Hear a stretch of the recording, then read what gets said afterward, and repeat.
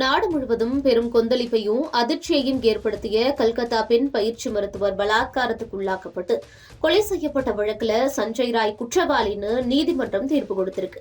வரும் 20ஆம் தேதி தண்டனை விவரம் அறிவிக்கப்படும்னு நீதிமன்றம் தெரிவிச்சிருக்கு.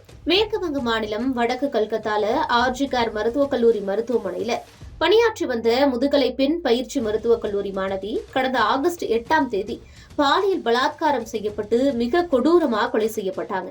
நாடு முழுவதும் இந்த சம்பவம் பெரும் அதிர்வலைகளை ஏற்படுத்துச்சு. இந்த சம்பவம் தொடர்பா சஞ்சய் ராய்ங்கிறவர் ஆகஸ்ட் 10ஆம் தேதி கைது செய்யப்பட்டாரு. பெண் மருத்துவர் கொலையில தொடர்புடையவர்களை கைது செய்து உடனே தண்டனை வழங்கணும்னு வலியுறுத்தியும் நாடு முழுவதும் மருத்துவ பணியாளர்களோட பாதுகாப்பை உறுதி செய்ய கோரியும் மருத்துவர்கள் பணியை புறக்கணிச்சு போராட்டம் நடத்தினாங்க. இதேபோல பாஜக, காங்கிரஸ் உள்ளிட்ட எதிர்க்கட்சிகளும் சமூக அமைப்புகளும் பள்ளி கல்லூரி மாணவர்களும் மேற்கு வங்கத்துல தீவிர போராட்டங்களை நடத்தினாங்க. மேற்கு வங்கத்தை ஆளக்கூடிய திரிணாமுல் காங்கிரஸ் கட்சிக்கு இந்த விவகாரம் கடும் நெருக்கடியை கொடுத்தது. இதற்கிடையே பெண் மருத்துவர் பலாத்கார கொலைங்கிறது மிகவும் கொடூரமானதுன்னு கல்கத்தா உயர்நீதிமன்றம் கருத்து தெரிவிச்சது. மேலும் மருத்துவக் கல்லூரி மருத்துவமனையின் முன்னாள் முதல்வரை விடுப்புல செல்லவும் உத்தரவிட்டதோட வழக்கு விசாரணையை சிபிஐ வசம் ஒப்படைத்து அதிரடியா உத்தரவிட்டது. இதற்கிடையே இந்த பாலியல் வன்கொடுமை மற்றும் கொலை வழக்கு சியல்டா மாவட்ட கூடுதல் மற்றும் செஷன்ஸ் கோர்ட்ல விசாரிக்கப்பட்டு வந்தது. இதுல 50 சாட்சியங்கள் விசாரிக்கப்பட்டிருக்கு.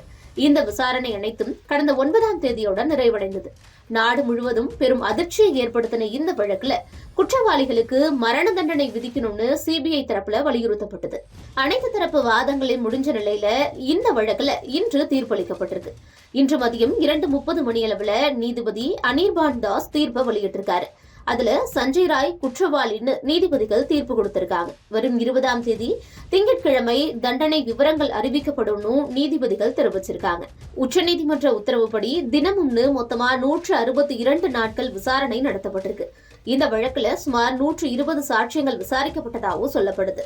கடந்த அக்டோபர் மாதம் 7ஆம் தேதி குற்றப்பத்திரிகை தாக்கல் செய்யப்பட்டது. டெல்லியில கடந்த 2012ஆம் ஆண்டு நிர்பயா வழக்கு நாடு முழுவதும் பெரும் கொந்தளிப்பை ஏற்படுத்தியிருந்தது. இந்த வழக்கு குற்றவாளிகள் 4 பேருக்கு மரண தண்டனை அளிக்கப்பட்டது. டெல்லி நிர்பயா வழக்கு போல பெரும் கொந்தளிப்பை ஏற்படுத்திய மேற்கு வங்க பெண் மருத்துவர் பாலியல் வன்கொடுமை மற்றும் கொலை வழக்கு தீர்ப்பை நாடே எதிர்பார்த்து காத்திருக்கு. அந்த தண்டனையும் மரண தண்டனையா இருக்கணும்னு தான் எல்லாரும் கோரிக்கையை முன் வச்சிருக்காங்க.